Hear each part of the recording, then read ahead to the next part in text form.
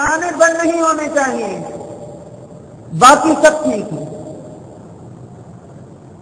تو عزیز دوستوں میں عرض کر رہا تھا، فاروق اعظم رضی اللہ تعالیٰ عنہ کے دور میں فاروق اعظم رضی اللہ تعالیٰ عنہ کو معلوم ہوا کہ وہ درخت جس کے نیچے رسول اللہ صلی اللہ علیہ وسلم نے بیت رضوان کی تھی، کچھ لوگ اس کی زیارت کرنے آ رہے ہیں۔ تو آپ نے کلہاڑا اٹھایا اور اس درخت کے پاس پہنچ گئے، اور کیا عجیب بات ارشاد فرمائی،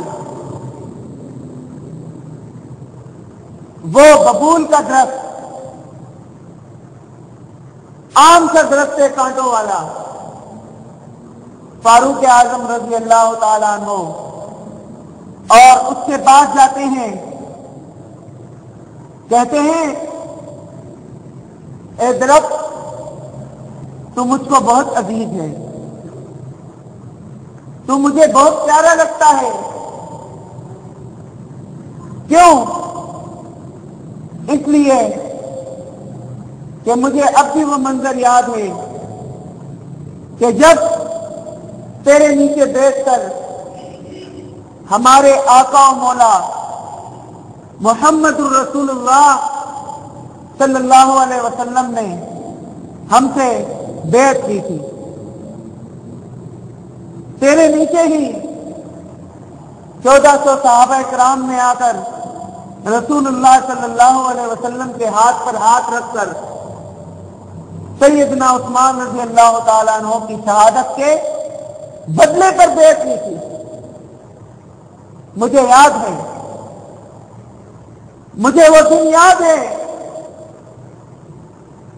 کہ جب قرآن کے اندر تیرا تذکرہ آیا، اذ یبایعونک تحت الشجرہ، قرآن کی آیت ہے کہ اے نبی آپ اس درخت کے نیچے بیعت لے رہے تھے، تو اتنا عظیم الشان درخت کہ جس کی چھاؤں کے اندر ہماری اور آپ کی مسجد کا امام نہیں، کائنات کا امام، انبیاء کا امام، جس درخت کی چھاؤں میں بیعت لے، اور ایسا درخت کہ جس درخت کا تذکرہ قرآن کے اندر آئے،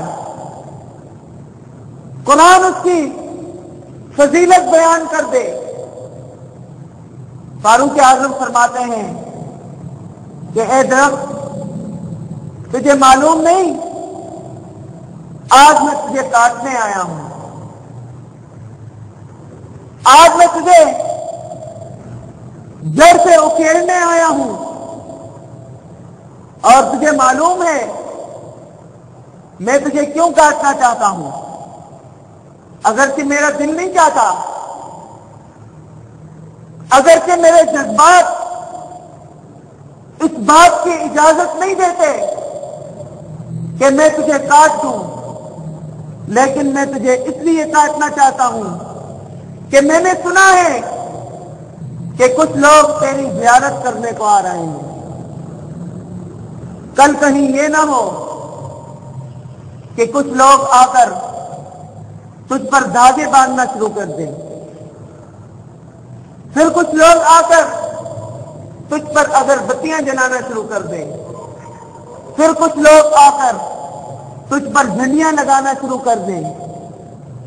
تیرا کٹنا منظور ہے، تیرا ٹکڑے ٹکڑے ہونا منظور ہے، کسی مسلمان کا شرک کے اعمال کرنا منظور نہیں، کسی مسلمان کا عقیدہ توحید سے غداری کرنا مجھے منظور نہیں ہے۔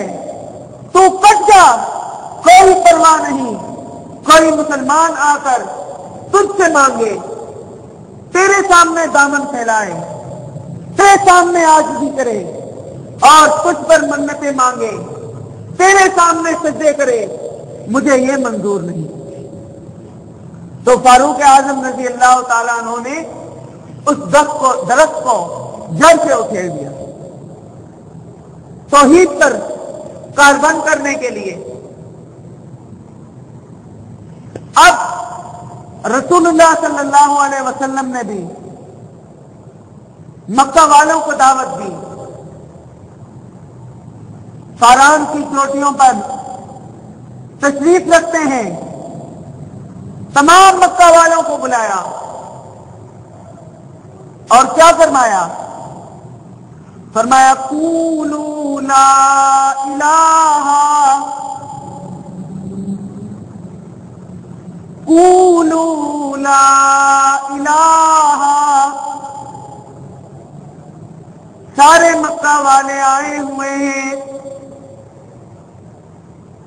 رعایا بھی آئی ہوئی ہے، حاکم بھی آئے ہوئے ہیں، چودھری اور وڈیرے بھی آئے ہوئے ہیں، اور قریشی بھی آئے ہوئے ہیں، جن کو تم شاہ کہتے ہو۔ قریشی نبی کریم صلی اللہ علیہ وسلم کی نسل سے ابو لہب بھی آیا ہوا تھا، ابو جہل بھی آیا ہوا تھا۔ اللہ کے رسول نے تمام کے تمام مکہ والوں کو دعوت دی کہ مکہ والوں لا الہ الا اللہ کا اقرار کر لو، کامیاب ہو جاؤ گے۔ اب جب مکہ والوں نے ایک دعوت کو سنا تو بڑے تلملاؤ تھے، اور آپ صلی اللہ علیہ وسلم پر ابو لہب نے پتھر بھی پھینکے، جس پر تبت یدا ابی لہب وتب قرآن کی آیت نازل ہوئی۔ غرض اللہ کے رسول کس بات کو منوانا چاہتے تھے؟ کیا مکہ والے اللہ کو نہیں مانتے تھے؟ عزیز دوستوں، اگر آپ دھیان دیں گے تو تمام مکہ والے اللہ کو مانتے تھے۔ آپ صلی اللہ علیہ وسلم کے والد کا نام عبداللہ تھا، عبداللہ کا مطلب اللہ کا بندہ، تو وہ اللہ کو مانتے تھے، تبھی تو اس طرح کے نام رکھتے تھے۔ لیکن کیا کرتے تھے؟ جب ان کو کہا جاتا کہ بھائی تم اللہ کو مانتے ہو، پھر رسول اللہ پر ایمان کیوں نہیں لاتے؟ یہ 360 بت جو تم نے بنائے ہوئے ہیں، آستانے بنائے ہوئے ہیں، ان پر کیوں جھکتے ہو؟ تو کیا جواب دیتے؟ فرمایا ما نعبدہم الا لیقربونا الی اللہ زلفا، ما نعبدہم، ہم ان کی ہی عبادت نہیں کرتے، ہم ان کو نہیں پوجتے ہیں، مگر صرف اس لیے کہ یہ اللہ کے پیارے ہیں، یہ اللہ کے پیارے ہیں۔ اللہ ہماری سنتا نہیں ہے اور ان کی ٹھکراتا نہیں، ہماری سنتا نہیں اور ان کی ٹھکراتا نہیں۔ عزیز دوستوں، بڑا پرانا فارمولہ ہے کہ پہلے ان کو خوش کرو، یہ اللہ کو خوش کریں گے۔ آج بھی کہا جاتا ہے نا، بزرگوں کو خوش کرو۔ کیا کرو؟ بزرگوں کو خوش کرو۔ جب کوئی شخص کہتا ہے کہ میں ڈائریکٹ اللہ سے مانگنا چاہتا ہوں، تو کہتے ہیں اپنی شکل دیکھی ہے تو اور اللہ سے مانگے گا؟